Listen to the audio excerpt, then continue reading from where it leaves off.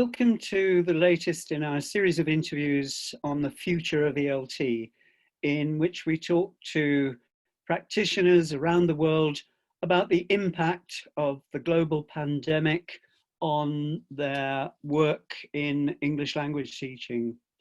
This week's guest is Zahira Medouni, who's a secondary school inspector in Algeria. Zahira, welcome. Thank you very much for agreeing to be the latest in our series of interviews on the future of ELT. Zahira Medouni, you're a secondary school inspector in Algeria. Yes. And I think it might be interesting just to begin with a short description of what it means to be an inspector in the Algerian education system. What are the roles and responsibilities of the inspectors? Okay, so inspectors, though they are feared all over the world, yes, this is the image we have, okay, and we have to cope with that.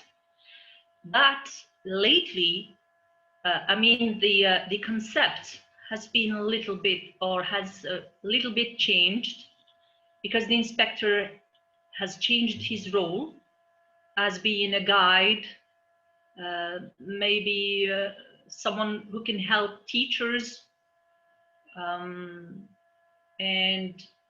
that's it. I mean, the inspector has to play this role. So your work involves professional development for teachers and training teachers, as well as inspecting. Is that right? Absolutely, yes, that's it. And can you say something about what the impact of COVID-19 has been on education in Algeria in general terms, and on the work of you and your colleagues, inspectors in particular? Yeah, I mean, this pandemic has raised many, let's say, people are frightened because they were faced with unexpected phenomena that people feared it. I personally feared because of the death tolls that we heard all over the world, and Algeria is no exception for that. Of course. Especially lately, where the death tolls has raised enormously, mainly in two wilayas. It started in Blida, and then it spread all over the country. And my city has been greatly touched with that. I think Algeria is no exception for that. It has been really stressful. We were frightened. We have been following the news, and it was really hard and tough for everybody, I think, for the whole world. And of course, on the flip side, yeah, there is some positive side for COVID-19. I mean, so I have learned so many words, new words, yes, like, for example, ventilators, like physical distancing. We didn't know about that before. So you're saying physical distancing, not social distancing? No, not social distancing. No, it's a much better collocation. Absolutely, yes.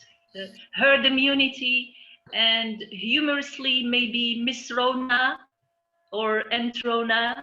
This is new, and it should be for, I don't know if it will go straight in dictionaries. I don't know. Well, there's a well-known lexicographer in the UK called Tony Thorne, who's been compiling a kind of glossary of coronavirus terminology, new coinages, I'll put a reference on the below the video when we publish this online, so that people can follow that up.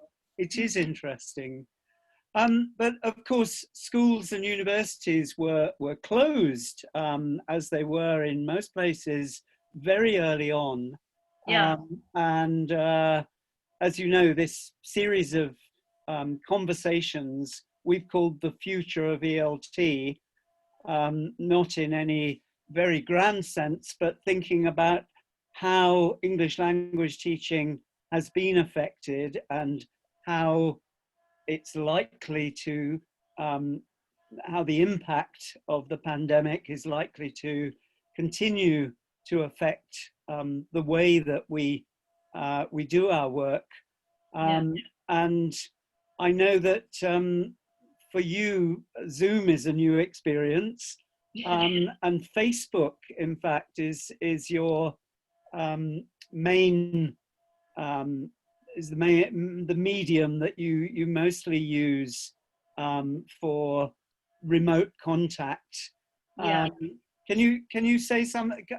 Can you tell me a bit about how you've managed to continue working with your teachers and how they have managed to continue working with their students in these past few months? Okay. Yeah, you know, Alan, we've been taken by surprise. We didn't prepare for such a scenario, and I think the word, the universities and the schools, as you mentioned, have all suffered. All over the world have suffered from this, and concerning our country. I think that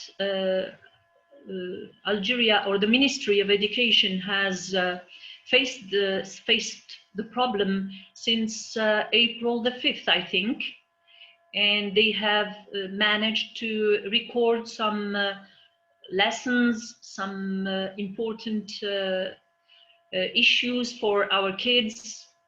I think we have now 23 channels, YouTube channels, which we didn't have before the pandemic, and one educational channel for just the classes, the exam classes. It's called Knowledge, or in Arabic Al-Marifa. And this is interesting because it's an experience that we should develop, maybe because we don't know what's coming in the future. We don't know, so we have to be prepared and not be taken by surprise as we were. And for me, I try to get in touch with my colleague teachers, as you said, through Facebook. And though it is the only mean, I think it's not enough. We could have many other means to contact. I mean, I could have many other means to contact them, but I was not prepared for that, and nobody was prepared for that. So I tried to post many things, to connect my teachers to pedagogy, to English, and not to be completely how to say that, completely out of the scene. I mean, the more I try to get my teachers in such issues where I let's say I try to present workshops through Facebook. I used to Facebook as workshop, where I try to provoke my teachers in a kind of discussion, in a kind of contrary views, so that they can keep in touch with what we were doing before. Yeah, I've seen some of your posts on Facebook, and they're kind of professional provocations, I could Yeah, call them. You've posted kind of extreme views of methodological approaches, language points, just to get discussion started. And yeah, it seems to have had quite a lively reaction from teachers. yeah, and colleagues as well. And Yeah. colleagues. So there's been some lively discussion on those threads. Um, Thinking about the core of your work, the way that you're normally responsible for quite a large group of teachers over quite an extensive geographical area. How have you or not have you managed to stay in touch with them and to give them the kind of support that they need for their distance teaching? I'm sure it's been very challenging. Uh, Obviously, physically not, because Mm, we were since the 12th of March ordered to stay or to hunker down at home, yeah. and I have to admit that I was a little bit, it was a little bit for me weird in the beginning, because I didn't accept the situation from night to From one day to the next. yeah, from day to the next, to just stop working and not being able to move to schools, to workshops. Yeah. It was a little bit weird, but then I thought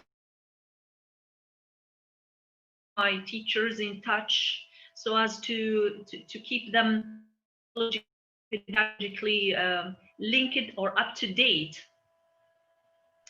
And that's it. I think I try to do that, and I'm not sure of the impact I had on them. I was going to ask how the teachers Yeah, have reacted to this. you know, Alan, if I post sometimes, when I post on Facebook, uh, I have, it depends on posts. Sometimes I have a lot of interaction, and sometimes there's none. And It's when I have such, if that was of interest to them. mm-hmm. So it's new, and I don't know if I had an impact on them. I don't know. So it's a bit unpredictable. You never know what's going to get more of a reaction. Um, That's Looking back at those discussions that have been more active, is it possible for you to see any themes, any topics emerging that have triggered more of a response, or is it completely unpredictable? I think that as far as I'm concerned, I think I don't know for my teachers, because I didn't have the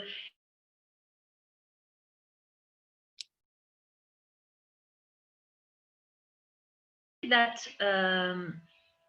for me as an inspector, and knowing very well the context of Algeria, I think that homeschooling is an important issue. We don't know what's the future the future is bringing to the world, or to our country, because Algeria, as I told you, is no exception to what's happening, and Sure.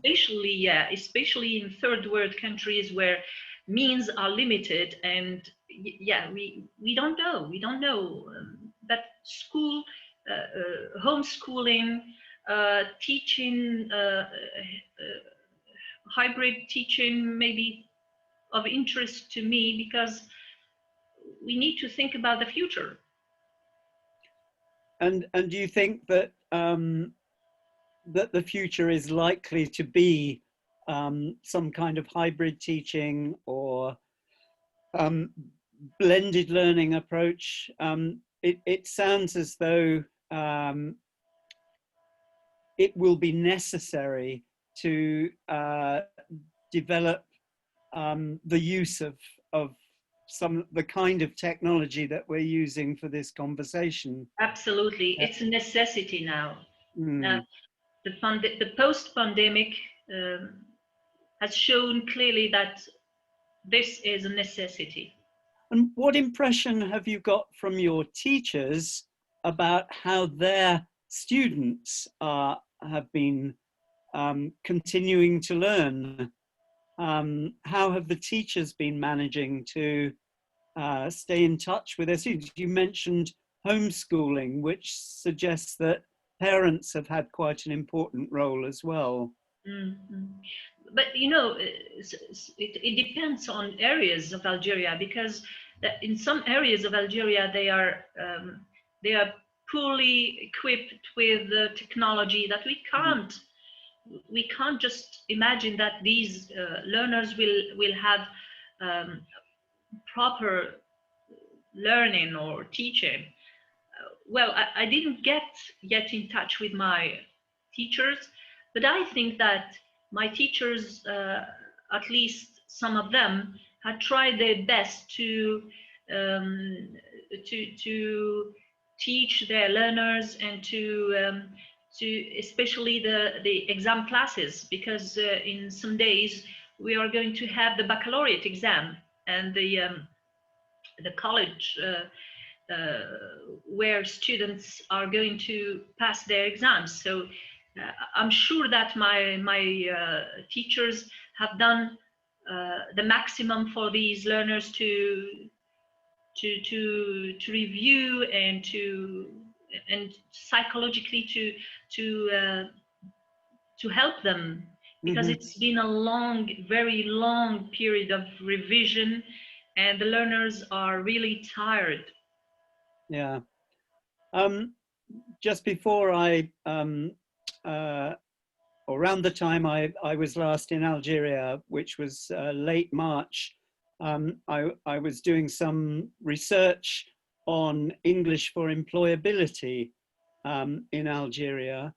And one of the things that we found, obviously, that there's, as you've mentioned, there's a great variation in connectivity in different parts of the Yeah, country.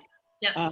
But one of the things that came up was the very high level of mobile phone, smartphone ownership across the country. And I wonder if that might be a possible partial solution for the future. We hope So so, Alan. We hope so. We hope so. mm, It's not easy. It's not easy. mm-hmm, But I think that with much um, will, and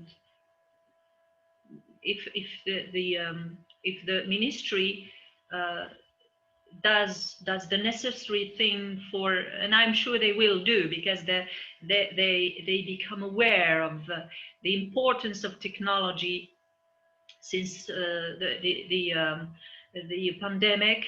So they become aware of such thing, and to to and try to expect, maybe to expect the problems, the future problems, to because we don't anticipate know problems. if Yeah. we don't know if it is if this pandemic will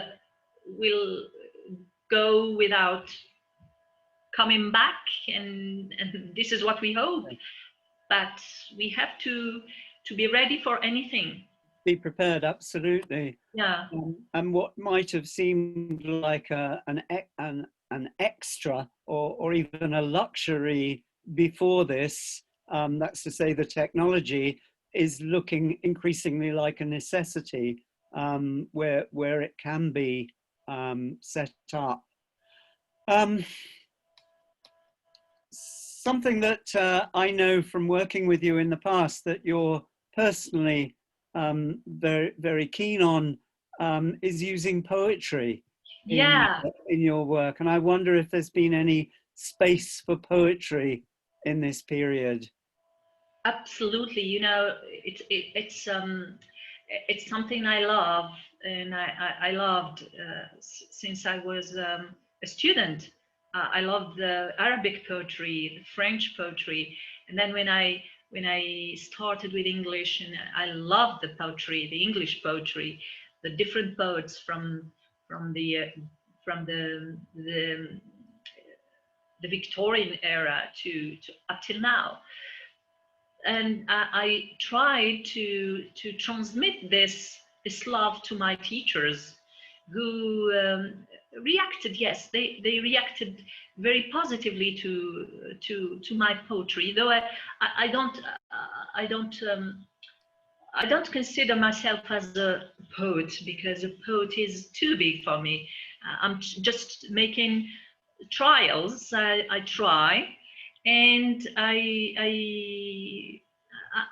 made some poems, let's say poems, for my teachers. Mainly one I suggested to my teachers about COVID-19. I called it COVID-19, and I tried to link this poem to English idioms.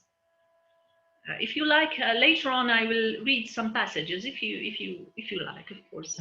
Excellent. Okay. One one other question.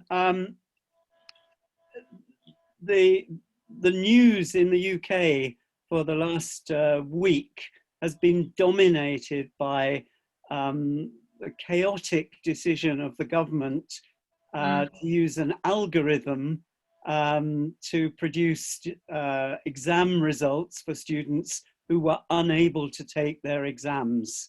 And this created such a backlash from students, from parents, from everyone, that after a very few days, the government have done a U-turn and agreed to accept the teachers' predictions of the grades that students would get. Now, you mentioned the baccalaureate, which is taking place very soon in Algeria. And since you've talked about the situation with physical distancing still being quite strictly observed, I wondered how Algeria is planning to manage the exams. Are students going to be seated sufficiently far apart for them to take the exams in person? Are they doing them remotely? How is that being organized? Well, I was not notified for the exam, or not yet, at least.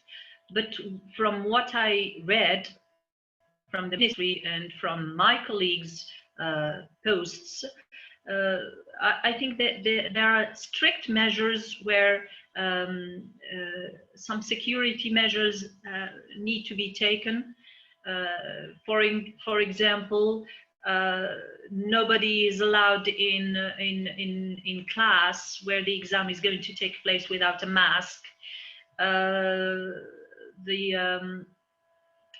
Yes, and the physical distance, and even with the learners themselves, they have to be far away from each other, and quite strict measures. I heard also that learners will take different, when entering, they are going to take one path, and when getting out they will have to take another path. So I think that it will work. I don't know, but I think that the ministry has done strict measures so that the pandemic will not spread over again. So to sum up, it sounds as though you and your colleagues are thinking obviously about the future, about how the pandemic is likely to change the way that education in general, and language education in particular, is managed in the future. Yeah. And you've mentioned the need to develop technological solutions. Perhaps just a final question. What, looking back over the past few months, what do you think have been the most important lessons that you and your colleagues have learned from this experience? What I know you mentioned a little positive flip side about new lexis, new lexical items coming into the language. But apart from that, what has been what would be the takeaway from this experience? What do you think that you and your colleagues have gained from having to manage this situation in the way that you have? Well, I think that this pandemic has not only taught us a lesson, I mean, concerning our lives. We have to rethink things, our social life as well as professional lives.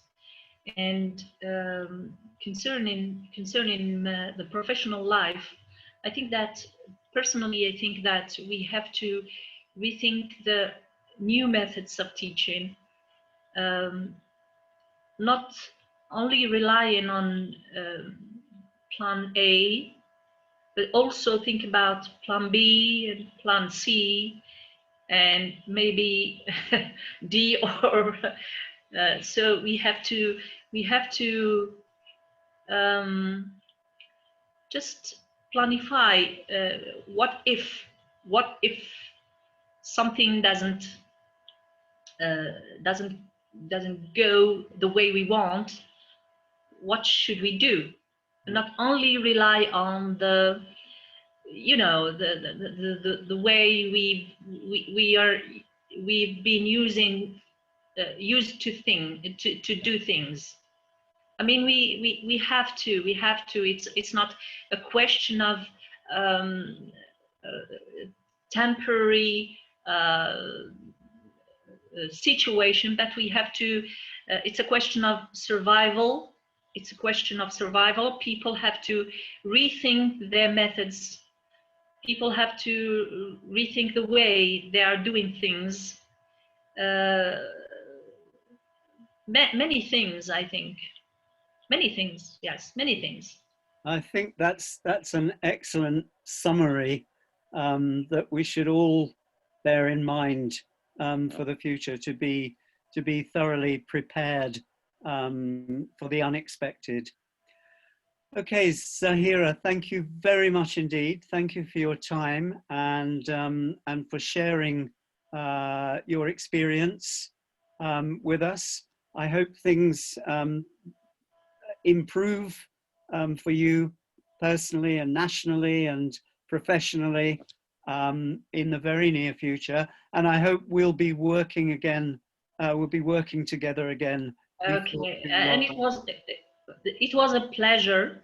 And what I didn't like about COVID-19 is that we won't be able to see you again. Yeah. Maybe, I don't know, because we have benefited a lot from Transform ELT. The consultants, Dorothy, you, Emma, and James, you did a great job with us, and we with our teachers. Now we can see the results. I personally see the results with my teachers who like it very much, the way you did things, the way you taught us how to do things. Thank you very much for that. And thank you for supporting teaching English in Algeria. Thank you a bunch. Thank you very much, Zahira. Thank you.